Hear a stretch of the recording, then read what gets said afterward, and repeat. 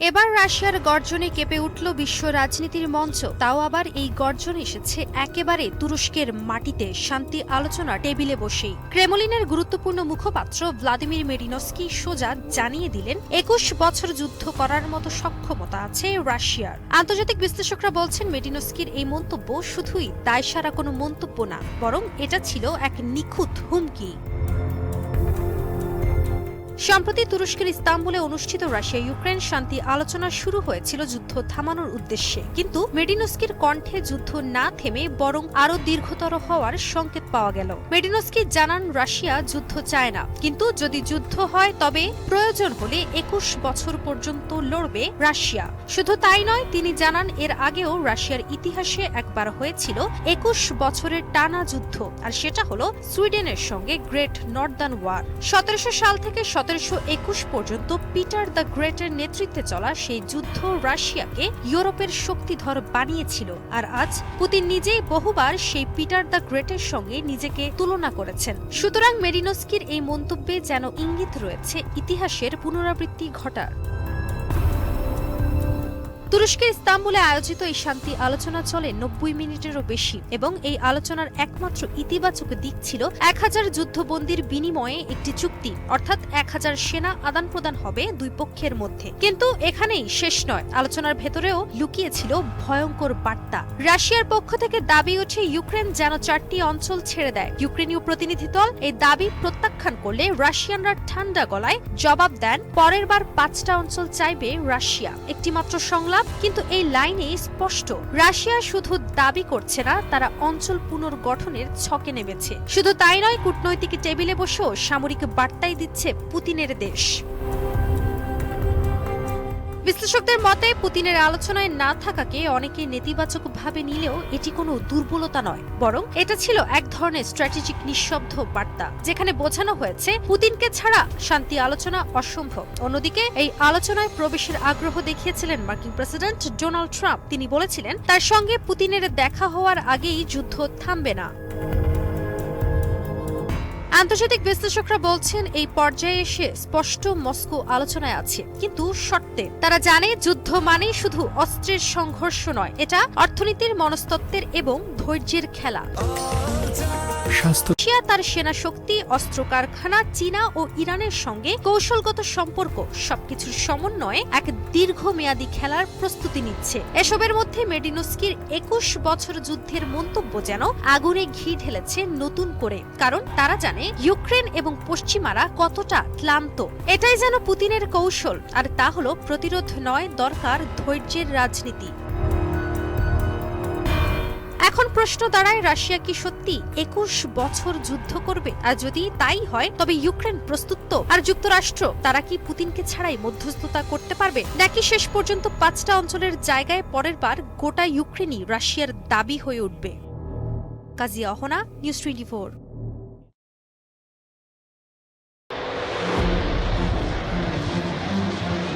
ইরানের সাথে সামরিক চুক্তির পর রাশিয়া যেন নড়ে চড়ে বসেছে, একের পর এক খেল দেখিয়ে যাচ্ছে, আর রাশিয়ার এমন গেম চেঞ্জারে ঘুম হারাম হয়ে যাচ্ছে যুক্তরাষ্ট্রের।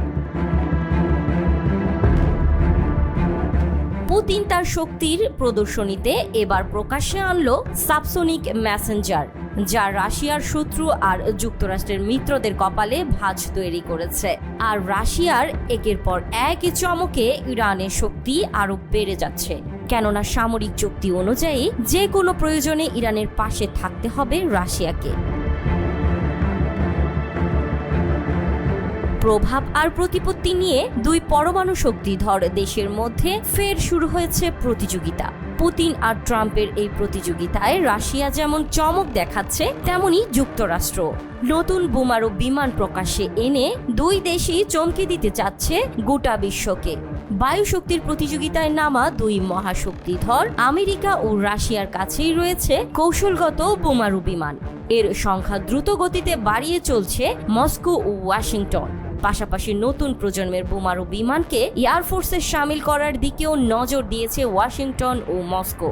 বলা বাহুল্য, এর জেরেই সম্প্রতি ব্যাপকভাবে খবরের শিরোনামে এসেছে ইউএস এর B-21 এবং রুশ পাগডা।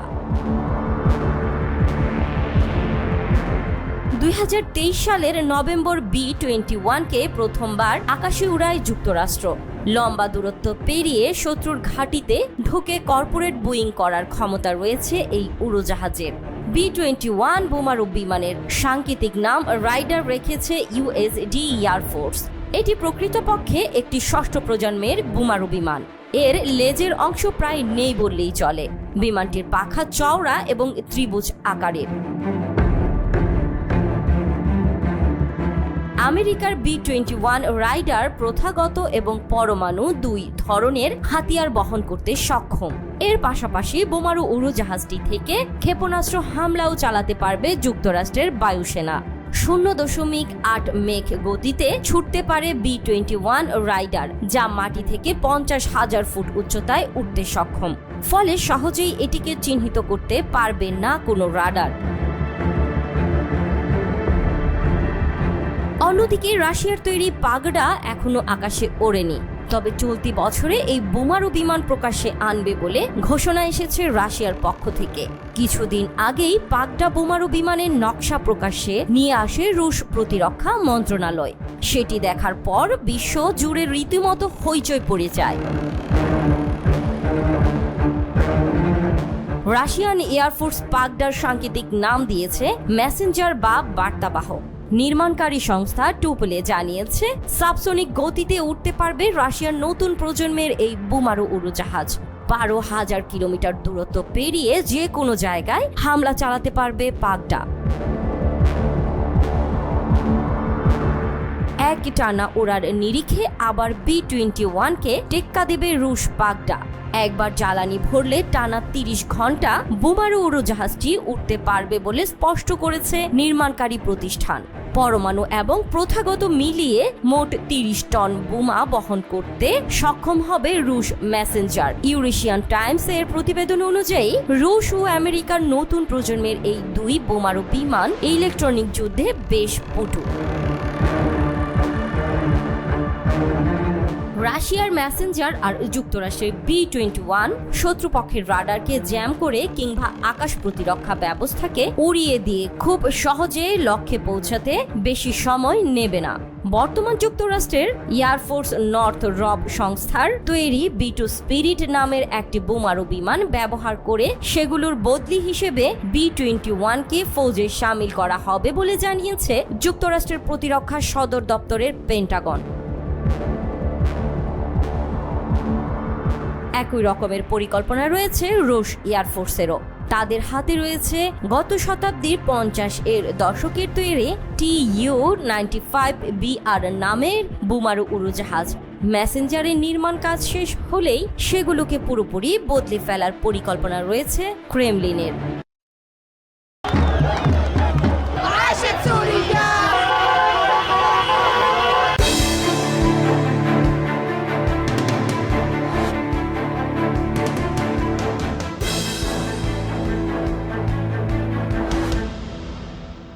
আল কায়দার সাবেক কমান্ডার, যার মাথার দাম ছিল $10 মিলিয়ন, সেই আহমেদ আল শারা মার্কিন প্রেসিডেন্টের সঙ্গে করমর্দন করলেন। সৌদি আরবের রিয়াদে দুই নেতার ঐতিহাসিক বৈঠক শোরগোল তুলেছে কূটনৈতিক মহলে। ট্রাম্প বলছেন আহমেদ আল শারার অতীত কঠিন হলেও সামনে সম্ভাবনা রয়েছে।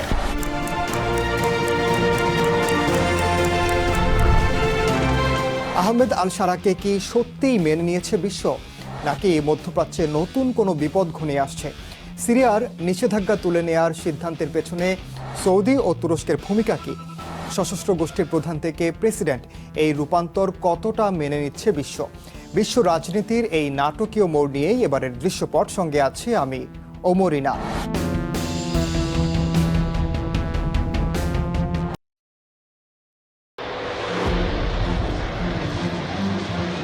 ইরানের সাথে সামরিক চুক্তির পর রাশিয়া যেন নড়ে চড়ে বসেছে। একের পর এক খেল দেখিয়ে যাচ্ছে।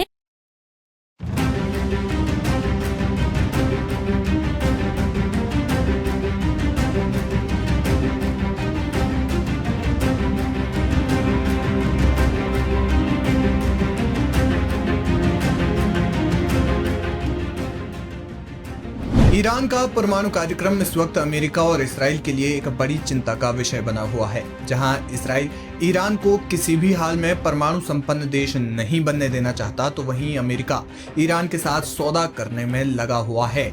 इसी बीच ईरान के supreme leader Ayatollah Syed Ali Khamenei ने अमेरिका और इसराइल पर ऐसा बयान दिया है जो खूब सुर्खियों में है। खामेनेई ने अमेरिकी सदर डोनाल्ड ट्रंप के उस बयान को झूठा करार दिया जिसमें ट्रंप ने कहा था कि वे मिडिल ईस्ट में शांति चाहते हैं।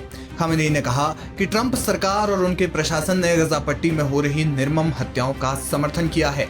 वहीं अली खामेनेई ने इसराइल को कैंसर की संज्ञा दी।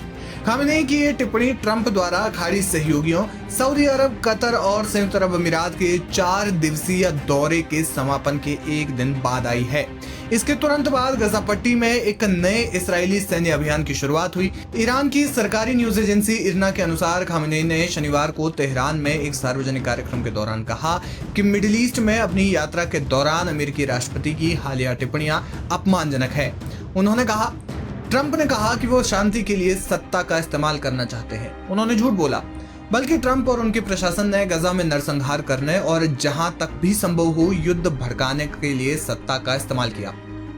ईरान के सुप्रीम लीडर ने डोनाल्ड ट्रंप पर गजा में चल रही जंग को भड़काने का आरोप लगाया, लेकिन वे यही नहीं रुके। उन्होंने इसराइल को भी आड़े हाथों लिया और उसे धमकी दी। खामेनेई ने कहा, जाहिर तौर पर ज़ायोनी शासन भ्रष्टाचार, युद्ध और आपसी फूट का स्रोत है। ज़ायोनी शासन जो एक घातक, खतरनाक और कैंसरकारी ट्यूमर है, उसे निश्चित रूप से मिटा दिया जाना चाहिए और ऐसा जरूर किया जाएगा। ट्रंप जब हाल ही में मिडिल ईस्ट की यात्रा पर गए थे तब उन्होंने क्षेत्र में ईरान के नेतृत्व की निंदा की थी। ट्रंप ने ईरान के तेल निर्यात को शून्य करने की धमकी दी थी। इसके अलावा और भी कई बातें डोनाल्ड ट्रंप ने ईरान के लिए कही। इस मामले में supreme leader Ayatollah Ali Khamenei ने कहा कि उनकी कुछ बातों का जिक्र भी नहीं किया जा सकता। अगर किया तो ये खुद वक्ता यानी मेरे लिए शर्म की बात होगी और ये अमेरिकी लोगों के लिए भी शर्मिंदगी का कारण है। उन्होंने पड़ोसी देशों का आह्वान करते हुए कहा कि अमेरिका को मिडिल ईस्ट के देशों के प्रयास से इस इलाके को छोड़ देना चाहिए और एक दिन ऐसा जरूर होगा। आपको बता दें कि ईरान और अमेरिका की परमाणु मामले पर बातचीत लगातार जारी है। अब तक इस मामले में कुछ शर्तें रखी गई हैं और उन्हीं शर्तों को मानने के बाद दोनों पक्ष अगले चरण की बातचीत के लिए आगे बढ़ रहे हैं। लेकिन ईरान की ओर से अमेरिका और इसराइल के खिलाफ बयानबाजी लगातार जारी है और वे उतना ही आक्रामक रुख अपनाए हुए हैं जैसा कि पहले अपनाते थे। 3 দশক ধরে নিষেধাজ্ঞা, গুপ্ত হত্যা আর আন্তর্জাতিক চাপ সয়েও ইরান আজ স্পষ্ট বার্তা দিচ্ছে পরমাণু প্রযুক্তি তাদের অধিকার, তাই এটা নিয়ে দর কষাকষি হবে না। আর এই ঘোষণার মঞ্চ ছিল আন্তর্জাতিক পারমাণবিক আলোচনার কেন্দ্রবিন্দু তেহরান। ইরানের দৃঢ়চিত্তের এই ঘোষণার পর আন্তর্জাতিক মহলে প্রশ্ন উঠছে, তবে কি যুক্তরাষ্ট্রের চাপ ব্যর্থ হতে চলেছে? আরব বিশ্বে শান্তি উদ্যোগের আড়ালে কি চলছে? 16 মে ইরানের পররাষ্ট্রমন্ত্রী আব্বাস আরাকচি তেহরানে আয়োজিত পুগওয়াশ আন্তর্জাতিক সম্মেলনের প্রতিনিধিদের সঙ্গে এক যৌথ বৈঠকে জানান, ইরান শান্তি চায় কিন্তু আত্মসমর্পণ নয়। এই বৈঠকের আয়োজক ছিল ইরানের আণবিক শক্তি সংস্থা, যেখানে আরাকচি তুলে ধরেন ইরানের যুক্তিনিষ্ঠ ও আইনসম্মত অবস্থান। তিনি স্পষ্ট করে জানান, ইরান পরমাণু অস্ত্র চায় না, কিন্তু পরমাণু শক্তি ও সমৃদ্ধকরণ তাদের অধিকার। এমনকি এটা নন প্রলিফারেশন ট্রিটি বা এনপিটি স্বীকৃত করে দিয়েছে। এছাড়াও তিনি জানান, তাদের থেকে এই অধিকার কেউ কেড়ে নিতে পারবে না। আরাকচি আরও জানান, ইরান এনপিটির একজন স্থায়ী সদস্য এবং পশ্চিম এশিয়ায় নিউক্লিয়ার অস্ত্রমুক্ত অঞ্চল গঠনের অন্যতম প্রবক্তা। তাই তারা একাধিকবার যুক্তরাষ্ট্রের সঙ্গে পরোক্ষভাবে আলোচনা করেছে শান্তিপূর্ণ সমাধানের লক্ষ্যে। কূটনৈতিক মহলে যখন প্রশ্ন উঠছে আলোচনার টেবিলে বসার মানে কি নিজের অধিকার বিকিয়ে দেয়া, সেখানে ইরানের স্পষ্ট উত্তর না। এছাড়াও সম্মেলনে আরাকচি মনে করিয়ে দেন, গত 3 দশকে ইরান তার শান্তিপূর্ণ পরমাণু অধিকার রক্ষার জন্য অভূতপূর্ব মানবিক ও অর্থনৈতিক মূল্য দিয়েছে। এমনকি এই পথে ইরান হারিয়েছে তার সর্বোত্তম পারমাণবিক বিজ্ঞানীদের, যারা নিহত হয়েছেন সন্ত্রাসী হামলায়, গুপ্তচর বৃত্তায়, এমনকি বিদেশি হুমকিতে। শুধু তাই নয়, তিনি শহীদ পারমাণবিক বিজ্ঞানীদের প্রতি শ্রদ্ধা জানিয়ে বলেন, এই রক্তের বিনিময়ে অর্জিত জ্ঞান থেকে ইরান কোনোভাবেই পিছু হটবে না, বরং শান্তিপূর্ণ প্রযুক্তিতে তাদের অগ্রগতি চলবে।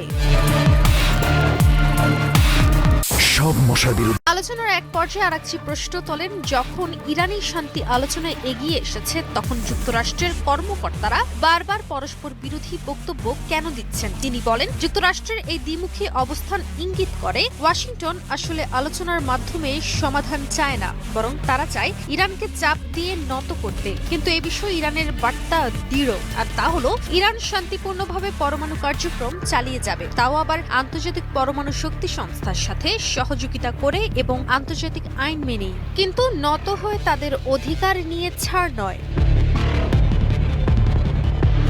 ইরান এখন আন্তর্জাতিক রাজনীতির এমন এক यूक्रेन जंग में नया फ्रंट खुलने की आशंका बढ़ गई है। रूस ने बेलारूस में टैक्टिकल एटॉमिक मिसाइल तैनात करने की पूरी तैयारी कर ली है। रूस के 1.5 लाख सैनिक भी बेलारूस पहुंचने वाले हैं। बेलारूस में रूस की तैयारियां अब नाटो को टेंशन में डाल रही हैं। अब तक युद्ध विराम की बात हो रही थी, लेकिन अब अमेरिका को भी लगने लगा है कि युद्ध विराम मुश्किल है, इसीलिए ट्रंप भी हाथ पीछे खींच रहे हैं। यूक्रेन में घमासान और भीषण होने जा रहा है क्या, देखिए।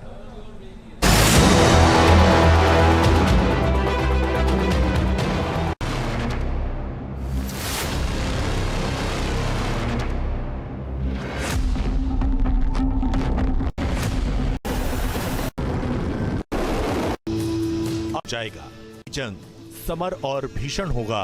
अब युद्ध महायुद्ध में तब्दील हो जाएगा। रूस और यूक्रेन के बीच जारी घमासान और भी ज्यादा गंभीर होने की आशंका गहरा रही है। युद्ध विराम के लिए रूस और यूक्रेन तैयार नहीं है और अब अमेरिका सीज फायर की कोशिश से खुद को अलग कर सकता है। कुपियांस्क पर रूस का बड़ा हमला। रूस ने अब पूर्वी यूक्रेन पर हमले तेज कर दिए। रूस की सेना मिसाइल और फाइटर जेट से पूर्वी यूक्रेन को तबाह कर रही है। यूक्रेन के कुपियांस्क शहर में रूस की सेना ने बड़ा हमला किया है। इस हमले में रूस ने बता दिया कि ज़ेलेंस्की के हथियार डालने तक रूस इस युद्ध को नहीं छोड़ेगा। कुपियांस्क में रूस ने स्कैंडर गाइडेड मिसाइलों से हमला किया। फैब 500 बमों का इस्तेमाल किया। क्या पुतिन और जेलेंस्की से फोन पर बात करेंगे डोनाल्ड ट्रंप? क्या डोनाल्ड ट्रंप युद्ध विराम के लिए दबाव डालेंगे? क्योंकि राष्ट्रपति डोनाल्ड ट्रंप ने कहा है कि वो अपने रूसी समकक्ष पुतिन और यूक्रेन के जेलेंस्की से अलग अलग फोन पर बात करेंगे, जिसका मकसद है खून खराबा रोकना। ट्रंप ने अपने सोशल मीडिया ट्रूथ सोशल पर लिखा कि मैं रूस के राष्ट्रपति पुतिन से फोन पर बात करूंगा। मेरे पुतिन के साथ बहुत अच्छे संबंध हैं। मुझे लगता है कि हम कोई और समझौता कर लेंगे। हमें एक साथ बैठना होगा और मेरा मानना है कि हम इसकी योजना बनाएंगे, क्योंकि मैं थक चुका हूं दूसरों को भेजने और बाकी सब कुछ करने से। अमेरिकी राष्ट्रपति डोनाल्ड ट्रंप ने कहा कि वो यूक्रेन में युद्ध के बारे में रूसी नेता व्लादिमीर पुतिन से फोन पर बात करेंगे।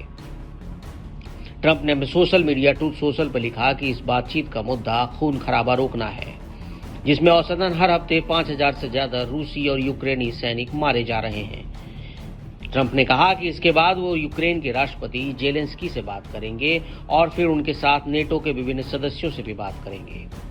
ट्रंप को उम्मीद है कि इससे एक अच्छा दिन होगा और एक ऐसा युद्ध जो कभी नहीं होना चाहिए था खत्म हो जाएगा। हमारी सर्वोच्च प्राथमिकता एक पूर्ण, बिना शर्त और ईमानदार संघर्ष विराम की है। ये तुरंत होना चाहिए ताकि हत्याएं रुक सके और कूटनीति के लिए एक मजबूत आधार बन सके। सबसे पहले कूटनीति के लिए, और अगर आज इस्तांबुल में मौजूद रूसी प्रतिनिधि इस साफ तौर पर पहले जरूरी कदम संघर्ष विराम पर भी सहमत नहीं हो पाते, तो यह स्पष्ट हो जाएगा कि पुतिन कूटनीति को लगातार कमजोर कर रहे हैं।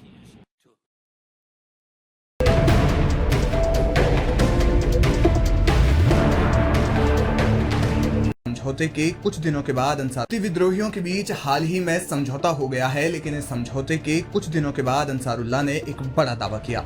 उन्होंने कहा कि उनके एयर डिफेंस सिस्टम ने कुछ F-16 और यहां तक कि F-35 जैसे अत्याधुनिक लड़ाकू विमानों को निशाना बनाया है। जी हां, हुती विद्रोहियों ने ऐसे खतरनाक एयर डिफेंस नेटवर्क को तैयार करने का दावा किया है, जिससे उन्होंने अब दुनिया की सबसे आधुनिक और महंगी लड़ाकू विमान तकनीकी भी उससे खतरे में आ गई है।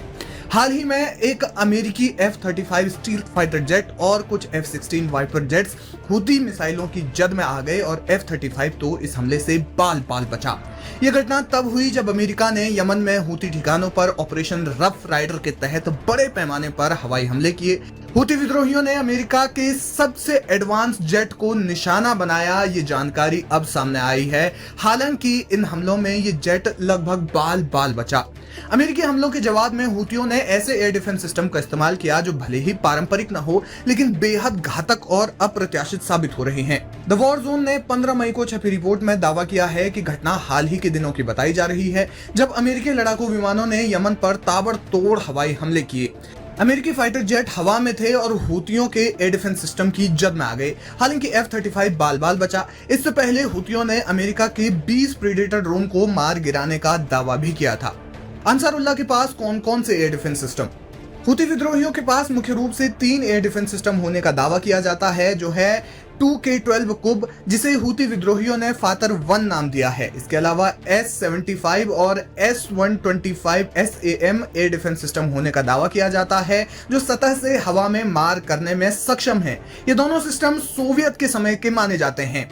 हुती विद्रोहियों ने पिछले कुछ वर्षों में ऐसे मोबाइल एयर डिफेंस सिस्टम तैयार किए हैं जो किसी भी वक्त कहीं भी सामने आ सकते हैं। ये सिस्टम इंफ्रारेड सेंसर और जुगाड़ से तैयार मिसाइल सिस्टम जैसे R-73 और R-27 air to air missile को जमीन से दागने में सक्षम है। इन्हें स्थानीय तौर पर थाकिब-1 और थाकिब-2 भी कहा जाता है। इसके अलावा हुतियों के पास सक नाम की मिसाइल भी है जो ईरानी तकनीकी पर आधारित है और दुश्मन को हवा में लंबे समय तक ट्रैक कर सकती है।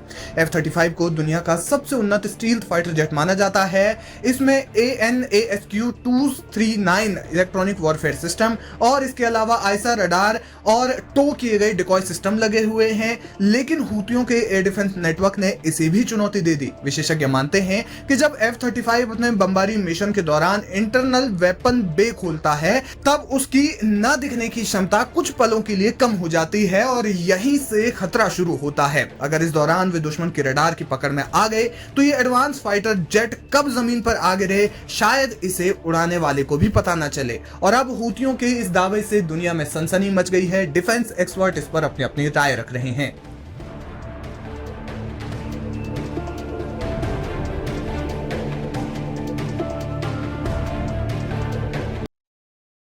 গাজায় সশস্ত্র আন্দোলন থামাতে যুক্তরাষ্ট্রের $200 কোটি প্রস্তাব ফিরিয়ে দেয়া হামাস নেতা মোহাম্মদ সিনওয়ার মারা গেছেন। উপত্যকায় মঙ্গলবারের এক ইসরায়েলি হামলায় মৃত্যু হয় এই নেতার। 4 দিন পর ইউরোপিয়ান হাসপাতালের ধ্বংসাবশেষ থেকে তাকে উদ্ধার করা হয় সিনওয়ার সহ 10 সহযোগীর মরদেহ। সৌদি আরব ভিত্তিক সম্প্রচার মাধ্যম আল হাদাথ নিশ্চিত করেছে বিষয়টি আনুষ্ঠানিকভাবে এখনো কিছু জানায়নি তেল আবিব।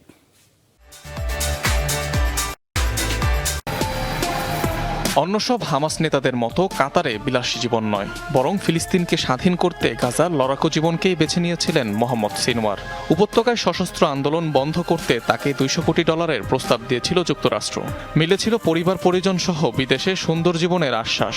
তবুও মাতৃভূমির প্রশ্নে আপোষহীন থেকে যান মোহাম্মদ সিনওয়ার, অর্জন করেন অবিসংবাদিত নেতার তকমা। হামাস প্রধান ইয়াহিয়া সিনওয়ারের মৃত্যুর পর নেতৃত্বহীন সংগঠনটির হাল ধরেন তারই ছোট ভাই মোহাম্মদ সিনওয়ার। ইসরায়েলি হামলায় সাংগঠনিকভাবে ভেঙে পড়া হামাসকে পুনর্গঠনে ছিল গুরুত্বপূর্ণ অবদান। তার নেতৃত্বেই গাজায় আবারও সুসংগঠিত হয় মুক্তিকামী গোষ্ঠীটি।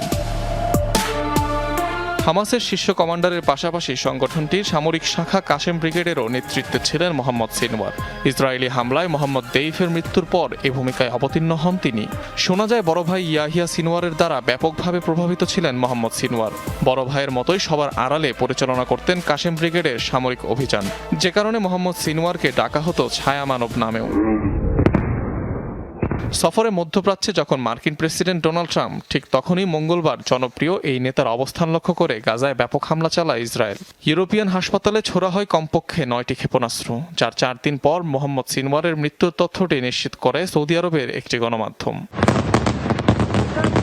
একই হামলায় প্রাণ যায় হামাসের আরেক সামরিক শাখা রাফা উইংয়ের কমান্ডার মোহাম্মদ শাবানেরও। অনিক রহমান। আমার নসিবে জুটেছে যে আমি আমাদের মাননীয় প্রধানমন্ত্রী শেখ হাসিনার ইয়াং এজের ক্যারেক্টারটা প্লে করতে পেরেছি। পলকের একমাত্র মন খারাপের সঙ্গী ছিলেন নুসরাত ফারিয়া। এই অভিনেত্রী আওয়ামী আমলে সংসদ সদস্য হওয়ার লোভে পলকের ডাক পেলেই যেতেন তাকে সঙ্গ দিতে। সাবেক আইসিটি প্রতিমন্ত্রী জুনাইদ আহমেদ পলকের মাথা ব্যথার একমাত্র ওষুধ ছিলেন নুসরাত ফারিয়া। জানা গেছে, জুনাইদ আহমেদ পলকের মেজাজ খারাপ হলেই অভিনেত্রী নুসরাত ফারিয়ার ডাক পড়ত। নুসরাত ফারিয়ার ফিটনেসের প্রতি তার ছিল অন্যরকম আকর্ষণ। ঢাকাই সিনেমার এই আলোচিত নায়িকা হযরত শাহজালাল আন্তর্জাতিক বিমানবন্দর থেকে আটক হয়েছেন। রোববার বাংলাদেশ বিমানের একটি ফ্লাইটে থাইল্যান্ড যাওয়ার সময় ইমিগ্রেশন পুলিশ তাকে আটক করে। পরে ভাটারা থানায় পুলিশের কাছে তাকে হস্তান্তর করা হয়। শেখ মুজিবুর রহমানের বায়োপিক মুজিব একটি জাতির রূপকার সিনেমায় শেখ হাসিনার চরিত্রে অভিনয় করার সুযোগ পান, যা তার কেরিয়ারের অন্যতম অর্জন। এর পাশাপাশি গুঞ্জন রয়েছে যে পলকের সহযোগিতায় নুসরাত ফারিয়া আওয়ামী লীগের প্রভাবশালী নেতাদের সাথে ওঠা বসা করতেন। নুসরাত ফারিয়া কখনো কখনো খোলামেলা পোশাকে অভিনয়ের জন্য নেটিজেনদের কাছে সমালোচনার মুখে পড়লেও তার কেরিয়ারে এই সম্পর্কের প্রভাব সুস্পষ্টভাবে দেখা যায়। পলকের সঙ্গে তার সম্পর্ক যে তার ক্যারিয়ারকে এক নতুন উচ্চতায় নিয়ে গেছে তা কোনোভাবেই অস্বীকার করা যায় না। তবে এসব গুঞ্জন এখনও অস্বীকৃত। হাসিনা পালানোর পর নুসরাত ফারিয়া সামাজিকভাবে চাপে পড়েছিলেন। একথা তিনি একটি অনলাইন প্রোগ্রামে নিজেই বলেছিলেন। গত মার্চে নুসরাত ফারিয়া বলেন, অনেকেই কটাক্ষ করে বলছেন পালানোর বায়োপিকটা কবে করবে। নুসরাত ফারিয়া দাবি করেন, পরিস্থিতি বদলে যাওয়ার পর পুরো দেশ আমাকে ঘৃণা করা শুরু করলো। আমরা সবাই জানি দেশে কি হয়েছে, কিন্তু এজন্য কোনো শিল্পীকে দোষারোপ করা ঠিক নয়। হাসিনা পালানোর পরই একবার জাপানে গিয়েছিলেন নুসরাত ফারিয়া। সে সময় জাপান দূতাবাসের ফেসবুক পেজে তার একটি ছবি আপলোড করে অভিনন্দন জানানো হয়েছিল। স্বৈরাচারের দোসর হয়েও কিভাবে তিনি এমন প্রাধান্য পেলেন তা নিয়ে সে সময় বিস্তর আলোচনা হয়েছিল। তখন 3 বছরের বেশি সময় ধরে চলমান যুদ্ধের মধ্যে প্রথমবারের মতো আলোচনার আহ্বান জানিয়ে ইউক্রেনের প্রেসিডেন্টের সঙ্গে সরাসরি বৈঠক করতে তুরস্কে যাননি রুশ প্রেসিডেন্ট। পরে শুক্রবার বৈঠক গড়ায় দুদেশের প্রতিনিধি পর্যায়ে। শুধু দুই পক্ষের 1000 বন্দী বিনিময়ের সিদ্ধান্তে শেষ হয় আলোচনা। শান্তি আলোচনা থেকে শান্তি না ফেরায় হামলা পাল্টা হামলা এখনও অব্যাহত, ঘটছে হতাহতের ঘটনা। সুমি, খার্কিভ, দোনেস্ক এবং অন্যান্য স্থানে চলছে রুশ এবং ইউক্রেনীয় সেনাদের লড়াই। একদিনেই ইউক্রেনের গোলাবারুদ ও জ্বালানি ডিপো, ড্রোন স্টোরেজ পয়েন্ট, সামরিক বিমানবন্দর সহ 143টি লক্ষ্যবস্তুতে হামলার দাবি করছে রুশ সেনারা। এর মধ্য দিয়ে শনিবার দোনেস্ক অঞ্চলের একটি বসতি নিয়ন্ত্রণ নেয়ার দাবি করছে রাশিয়া। বিপরীতে ক্রিমের একটি গোলাবারুদ ডিপোতে ড্রোন হামলার দাবি ইউক্রেনের। এই অবস্থায় শান্তি আলোচনায় রাশিয়া গুরুত্ব দিচ্ছে না বলে অভিযোগ যুক্তরাজ্যের। We have been keen to work with Donald Trump, whose desire is to see peace. But we have to say that once again, Russia is obfuscating. Once again, Russia is not serious. Putin জেলেনস্কির বৈঠক ভেস্তে যাওয়ায় ইউক্রেনে যুদ্ধ বন্ধ নিয়ে কথা বলতে সোমবার স্থানীয় সময় সকাল 10টায় রাশিয়ার প্রেসিডেন্ট ভ্লাদিমির পুতিনের সঙ্গে টেলিফোনে কথা বলবেন বলে জানিয়েছেন মার্কিন প্রেসিডেন্ট ডোনাল্ড ট্রাম্প। ট্রুথ সোশ্যালে দেয়া এক পোস্টে তিনি জানান, রক্তপাত বন্ধ করার চেষ্টা নিয়ে হবে কথোপকথন, কারণ প্রতি সপ্তাহে 5000-এর বেশি রাশিয়ান এবং ইউক্রেনীয় সেনা নিহত হচ্ছেন। তাই পুতিনের সঙ্গে ফোনালাপের দিনটি ফলপ্রসূ হবে বলেও প্রত্যাশা ট্রাম্পের। এমন পরিস্থিতির মধ্যে রোববার পোপ লিও চতুর্দশের অভিষেক অনুষ্ঠানে যোগ দিতে ভ্যাটিকানে অবস্থান করছেন বিশ্ব নেতা ও সরকারের উচ্চপদস্থ কর্মকর্তারা। সেখানেও প্রাধান্য পাচ্ছে ইউক্রেনের যুদ্ধবিরতি ইস্যু। ইউক্রেন সংকট মোকাবিলার চেষ্টায় ভ্যাটিকান সিটির অব্যাহত ভূমিকার জন্য ধন্যবাদ জানান মার্কিন পররাষ্ট্রমন্ত্রী মার্কো রুবিও। পোপ লিও চতুর্দশের অভিষেক অনুষ্ঠানে যোগ দেওয়ার আগে ইতালির রোমে অবস্থিত কানাডিয়ান দূতাবাসে প্রধানমন্ত্রী মার্ক কার্নির সঙ্গে দেখা করেছেন ইউক্রেনের প্রেসিডেন্ট ভলোদিমির জেলেনস্কি। এ সময় শান্তি আলোচনার জন্য জেলেনস্কির তুরস্ক সফরের প্রশংসা করেন মার্ক কার্নি। এমনকি ইউক্রেনকে পূর্ণ সমর্থন দিয়ে যাওয়ার প্রতিশ্রুতি দেন তিনি। কিছু শর্ত পূরণ করলেই হবে রাশিয়া ইউক্রেন প্রেসিডেন্ট পর্যায়ের বৈঠক। রাশিয়ার প্রেসিডেন্টের কার্যালয় ক্রেমলিন বলেছে, কিছু নির্দিষ্ট চুক্তির আকারে ফলাফল অর্জিত হলেই কেবল ইউক্রেনের প্রেসিডেন্টের সঙ্গে সাক্ষাৎ করবেন রাশিয়ার প্রেসিডেন্ট ভ্লাদিমির পুতিন। বার্তা সংস্থা রয়টার্সের প্রতিবেদনে বলা হয়েছে 17 মে ক্রেমলিন জানিয়েছে রুশ প্রেসিডেন্ট ভ্লাদিমির পুতিন ইউক্রেনের প্রেসিডেন্ট ভলোদিমির জেলেনস্কির সঙ্গে সাক্ষাৎ করতে পারেন, তবে এর জন্য কিছু শর্ত পূরণ করতে হবে। তবে রাশিয়ার পক্ষ থেকে ঠিক কী ধরনের চুক্তির কথা বলা হচ্ছে তা স্পষ্ট করেননি ক্রেমলিনের মুখপাত্র দিমিত্রি পেসকভ। পুতিন ও জেলেনস্কির শেষ দেখা হয়েছিল 2019 সালের ডিসেম্বরে, তবে প্রেসিডেন্ট জেলেনস্কি গত সপ্তাহে পুতিনকে তুরস্কে সাক্ষাৎকারের প্রস্তাব দিয়েছিলেন, কিন্তু পুতিন নিজে না এসে তার প্রতিনিধি দল পাঠান। 16 মে এই প্রতিনিধি দল ইউক্রেনের আলোচকদের সঙ্গে বৈঠক করে। 2022 সালের মার্চের পর এটিই ছিল দুই পক্ষের প্রথম সরাসরি বৈঠক।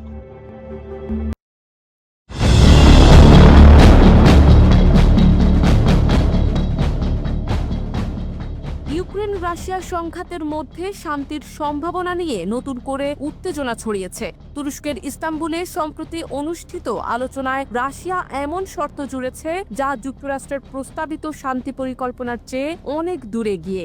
রাশিয়ার দাবি, ইউক্রেনের যেসব অঞ্চল মস্কো নিজের বলে দাবি করে সেখান থেকে ইউক্রেনীয় সেনাদের পুরোপুরি সরিয়ে নিতে হবে। এছাড়া ইউক্রেনের সামরিক শক্তি কমানোর মতো কঠিন শর্তও সামনে এসেছে। এই শর্তগুলোকে ইউক্রেনের এক উচ্চপদস্থ কর্মকর্তা অগ্রহণযোগ্য বলে উল্লেখ করেছেন। এই আলোচনার মাঝেই রাশিয়ার একটি ড্রোন হামলায় ইউক্রেনের উত্তর পূর্বাঞ্চলে 9 জন বেসামরিক নাগরিক নিহত হয়েছেন। এই হামলা ঘটেছে ইস্তাম্বুলের আলোচনা শেষ হওয়ার কয়েক ঘন্টার মধ্যেই। নিহতদের মধ্যে একটি পরিবারের মা, বাবা ও তাদের কন্যাও রয়েছেন। ইউক্রেনের প্রেসিডেন্ট ভলোদিমির জেলেনস্কি এই হামলার তীব্র নিন্দা জানিয়ে বলেছেন, এটি রাশিয়ার শান্তির প্রতি অঙ্গীকার নিয়ে প্রশ্ন তুলেছে। ইস্তাম্বুলে এই আলোচনা ছিল 3 বছরের মধ্যে প্রথম মুখোমুখি বৈঠক। 2022 সালের মার্চের পর এমন কোনো সরাসরি আলোচনা হয়নি। তবে এবারের বৈঠকে পুতিন নিজে উপস্থিত না থাকায় জেলেনস্কি এটিকে আলংকারিক বলে কটাক্ষ করেছেন। রাশিয়া মধ্যম স্তরের কর্মকর্তাদের পাঠিয়েছিল, যারা 2022 সালের আলোচনাতেও অংশ নিয়েছিল। এই বৈঠকের সময় রাশিয়া ইউক্রেনের ন্যাটোতে যোগদানের আকাঙ্ক্ষা পরিত্যাগ এবং নিরপেক্ষ দেশ হওয়ার শর্ত জুড়ে দিয়েছে, যা ইউক্রেন পুরোপুরি প্রত্যাখ্যান করেছে। যুক্তরাষ্ট্রের প্রস্তাবিত 30 দিনের যুদ্ধবিরতি পরিকল্পনা ইউক্রেন সমর্থন করলেও রাশিয়া তা নাকচ করে দিয়েছে। এর পরিবর্তে পুতিন সরাসরি আলোচনার প্রস্তাব দিয়েছেন, যা তিনি বলছেন কোনো শর্ত ছাড়া হবে। তবে ইউক্রেনের দাবি, যুদ্ধবিরতি ছাড়া আলোচনা অর্থহীন। এদিকে যুক্তরাষ্ট্রের সেনেটররা রাশিয়ার উপর নতুন করে নিষেধাজ্ঞার আহ্বান জানিয়েছেন, বলেছেন পুতিন শান্তি প্রক্রিয়ায় বাধা দিচ্ছেন। এই জটিল পরিস্থিতিতে তুরস্কের প্রেসিডেন্ট রিসেপ তাইয়েফ এরদোয়ান শান্তি আলোচনার জন্য ইস্তাম্বুলকে প্ল্যাটফর্ম হিসেবে প্রস্তাব করেছেন।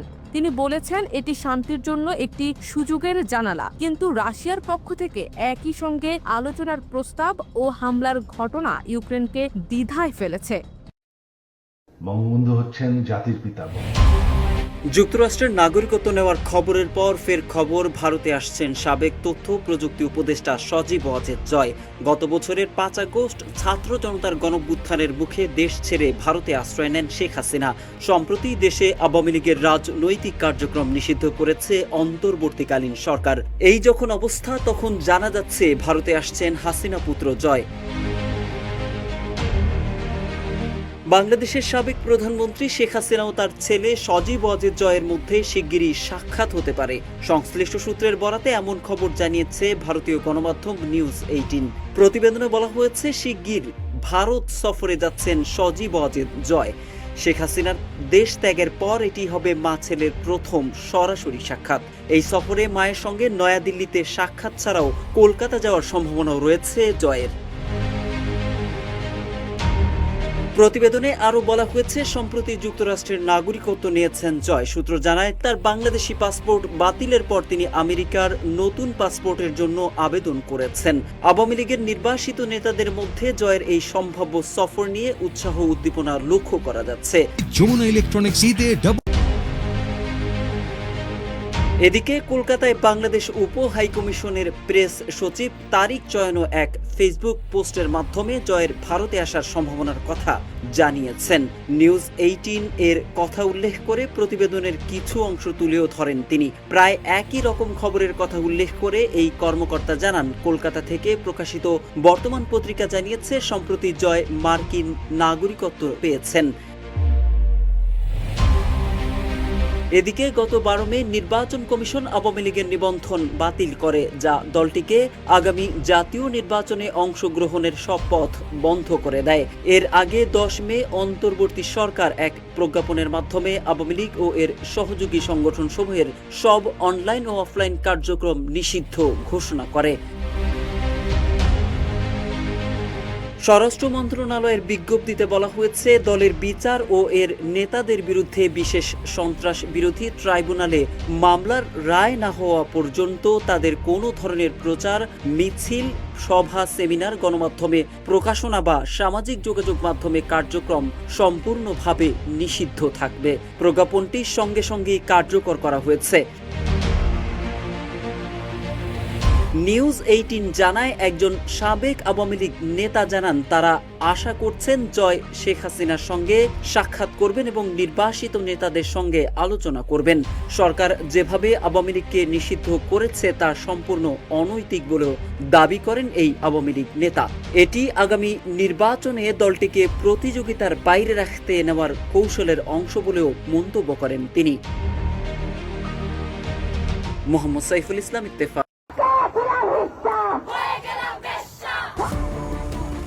সম্প্রতি নারী সংস্কার কমিশনের প্রতিবেদন প্রকাশের পর বিতর্কের সৃষ্টি হয়। এসব নিয়ে দেশের জনপ্রিয় ইসলামী বক্তা এবং বিভিন্ন শ্রেণী পেশার মানুষ তাদের মন্তব্য তুলে ধরেছেন।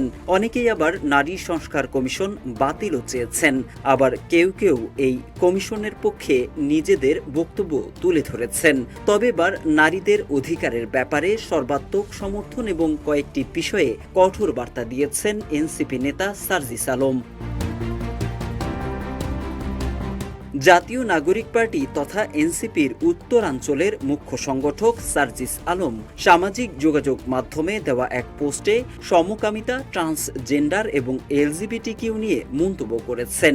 তিনি লিখেছেন, জঘন্য ও ধ্বংসাত্মক কালচারগুলো প্রমোট করা হলে সেই অপচেষ্টায় আমাদের বাধা হয়ে দাঁড়াতে হবে। আজ 18 মে বিকেলে নিজের ভেরিফাইড ফেসবুক পেজে এক স্ট্যাটাসের মাধ্যমে সার্জিস আলম এসব কথা তুলে ধরেন। নারীদের অধিকার রক্ষায় যে কোনো যৌক্তিক দাবিতে সর্বাত্মক সমর্থন থাকবে জানিয়ে সার্জিস আলম লেখেন, এই ঈদে জামা জুতো সেসবের আড়ালে প্রত্যক্ষ ও পরোক্ষভাবে যদি সমকামিতা, ট্রান্সজেন্ডার কিংবা এলজিবিটিকিউ এর মতো জঘন্য ও ধ্বংসাত্মক কালচারগুলোকে প্রমোট করা হয়, তবে সেই অপচেষ্টায় আমাদের বাধা হয়ে দাঁড়াতে হবে। আটঘরিয়ার কোনো মসজিদে জামাতের কোনো ইমাম কোনো মুয়াজ্জিন আযান দিতে পারবে না, জামাতের কোনো ইমাম ইমামতি করতে পারবে না। মসজিদে জামায়াতের কোনো ইমাম মুয়াজ্জিন নামাজ পড়াতে পারবেন না বলে হুঁশিয়ারি দিয়েছেন বিএনপি চেয়ারপারসনের উপদেষ্টা ও পাবনা জেলা বিএনপির আহ্বায়ক হাবিবুর রহমান। গতকাল আটঘরিয়া উপজেলা স্বাস্থ্য কমপ্লেক্সে চিকিৎসাধীন বিএনপির নেতা কর্মীদের দেখতে গিয়ে তিনি এই হুঁশিয়ারি দেন। ইতোমধ্যেই এমন একটি ভিডিও সামাজিক যোগাযোগ মাধ্যমে ছড়িয়ে পড়েছে। জামাত ইসলামের কোনো লোক তারা মিথ্যা কথা বলে, এদের বিরুদ্ধে নামাজ হয় না এবং এরা কত মুনাফিক। ভিডিওতে দেখা যায় হাবিবুর রহমান বলছেন, দল যেটা সিদ্ধান্ত নেবে সেই সিদ্ধান্তের সঙ্গে তিনি 100% একমত। সেটা তিনি যদি পছন্দ না করেন তার মতের সঙ্গে নাও মেলে, কিন্তু তিনি আজকে বলবেন ভবিষ্যৎ তো পরে। আর কোথাও না হলেও এখন থেকে আটঘরিয়ায় কোনো মসজিদে জামায়াতের কোনো মুয়াজ্জিন আজান দিতে পারবেন না, জামায়াতের কোনো ইমাম ইমামতি করতে পারবেন না। এটা পরিষ্কার ঘোষণা উল্লেখ করে এই বিএনপি নেতা বলেন, যেখানে যাবেন আগামী জুমায় প্রতিবাদ করবেন। তারা মিথ্যা কথা বলে। এদের বিরুদ্ধে নামাজ হয় না। তিনি আরো বলেন, জামায়াতে ইসলামের লোক মিথ্যা কথা বলে, এদের পেছনে নামাজ হয় না। তারা কত মুনাফিক যে দেবোত্তর বাজার মসজিদে তালা মেরে চলে গেছে। ওরা যে অন্যায়কারী, মসজিদের ইমাম এবং মুয়াজ্জিন দুজনই তালা মেরে চলে গেছে। এরপর তিনি বলেন, কালকে জুমার নামাজ পড়তে পারেনি মানুষ, মসজিদে পড়তে না পেরে মাঠে পড়েছে। পরে মনে হয় প্রশাসনের হস্তক্ষেপে মসজিদ খোলা হয়েছে। জানা গেছে, দেবোত্তর ডিগ্রি কলেজের নির্বাচনে জামায়াত নেতাদের ফরম তুলতে বাধা দেন এবং মারধর করে বের করে দেন বিএনপির নেতাকর্মীরা। এ ঘটনায় পাল্টাপাল্টি ধাওয়া, সংঘর্ষ ও উভয় দলের কার্যালয় ভাঙচুরের ঘটনা ঘটে। শুক্রবার সকালে জামায়াতের নেতাকর্মীরা পবিত্র কোরআন পোড়ানোর অভিযোগ তুলে বিক্ষোভ শুরু করেন। পরে বিকেলে জামায়াতের বিরুদ্ধে পাল্টা সংবাদ সম্মেলন করেন বিএনপির নেতাকর্মীরা। বিএনপি নেতা হাবিবুর রহমান জামায়াত শিবিরের বিরুদ্ধে রুখে দাঁড়ানোর আহ্বান জানিয়ে বলেন, জামায়াত শিবির স্বাধীনতা বিরোধী, এরা রফকাটা গ্রুপ, এরা স্বাধীনতায় বিশ্বাস করে না, 52 সালের ভাষা আন্দোলনে বিশ্বাস করে না, এরা শহীদ মিনারে যায় না, জাতীয় স্মৃতিসৌধে যায় না। এই বিএনপি নেতা আরো বলেন, কত বড় নৃশংস হায়না হলে এবং ধর্মের প্রতি অশ্রদ্ধা থাকলে নিজেরা কোরআন পড়িয়ে সেই কোরআন নিয়ে কালকে মিছিল করে। তিনি বলেন, তাদের লোকেরা কোরআন পড়াতে পারে না, কোরআন পড়ায়নি। বলেন, বিএনপির কোনো নেতাকর্মীর প্রচন্ড রাগ হলে, ঝগড়া লাগলে বাবাকে ছুরি দিয়ে কোপাতে পারে রাগের বশবর্তী হয়ে। ভাই বোন অন্যায় করলে কেটে টুকরা টুকরা করতে পারে, তবে কোরআন পড়াতে পারে না। মোহাম্মদ সাইফুল ইসলাম।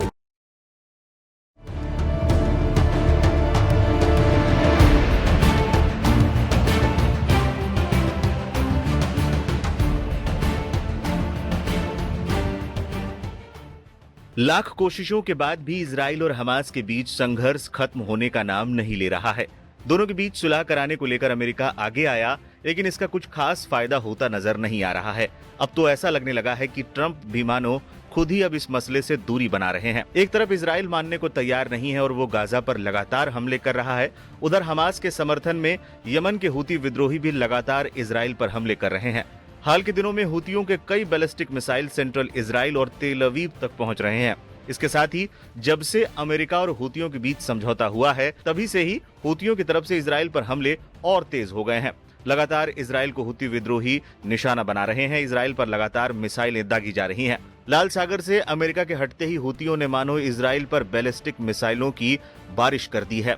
इस दौरान एक वीडियो भी सामने आया जिसमें एक हूती मिसाइल इजराइल के घर पे गिरा है। इसके अलावा तेल अवीव के ऊपर भी मिसाइलें देखी गईं।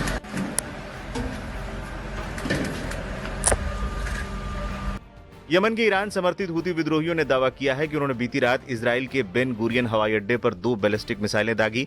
दूसरी ओर आईडीएफ का कहना है कि रात करीब 2 बजे एक बैलिस्टिक मिसाइल को उनके एयर डिफेंस सिस्टम ने तबाह कर दिया।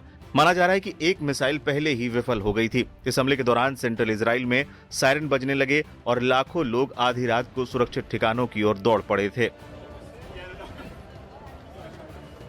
इससे पहले बेन गुरियन एयरपोर्ट पर हमले को लेकर हूती प्रवक्ता ने ऑपरेशन की सफलता की घोषणा करते हुए एक वीडियो संदेश जारी किया था। वीडियो संदेश में हूती प्रवक्ता याह्या सारी ने कहा था, हमने हाइपरसोनिक बैलिस्टिक मिसाइल का इस्तेमाल करके बेन गुरियन हवाई अड्डे को निशाना बनाकर एक बड़ा सैन्य अभियान चलाया।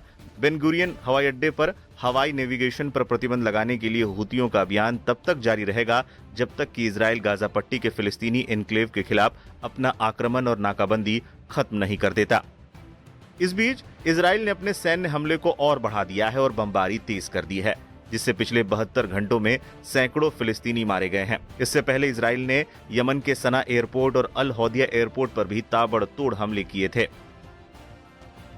दावा किया जा रहा है कि इन तमाम हमलों के बाद हूतियों ने भी हमले तेज कर दिए हैं। रिपोर्ट के अनुसार 18 मार्च से अब तक हूतियों ने इजराइल पर कम से कम 34 बैलिस्टिक मिसाइलें दागी हैं। खासतौर पर इजराइल पर सबसे हालिया हमला अमेरिकी राष्ट्रपति ट्रंप के मध्य पूर्व यात्रा के दौरान हुआ। हूतियों के साथ युद्ध विराम समझौते पर हस्ताक्षर करने के बाद ट्रंप ने मिडिल ईस्ट का एक बड़ा दौरा किया। इस दौरान ट्रंप ने सऊदी अरब, कतर और यूएई से खरबों डॉलर के निवेश पर हस्ताक्षर भी किए हैं। বিশ্বমহলে মার্কিন প্রেসিডেন্ট ডোনাল্ড ট্রাম্পের মধ্যপ্রাচ্য সফর নিয়ে কৌতূহলের শেষ নেই। প্রেসিডেন্ট ট্রাম্প কিংবা মুসলিম দেশগুলোর প্রাপ্তি নিয়ে আলোচনা চলছে বিশ্বমহলে। এক সূত্র থেকে জানা যায়, মধ্যপ্রাচ্য সফরে গিয়ে এক ব্যবসায়িক অনুষ্ঠানে অংশ নেন মার্কিন প্রেসিডেন্ট ডোনাল্ড ট্রাম্প। সেখানে ট্রাম্পকে 1 ফোঁটা তেল উপহার দেওয়া হয়েছে। এত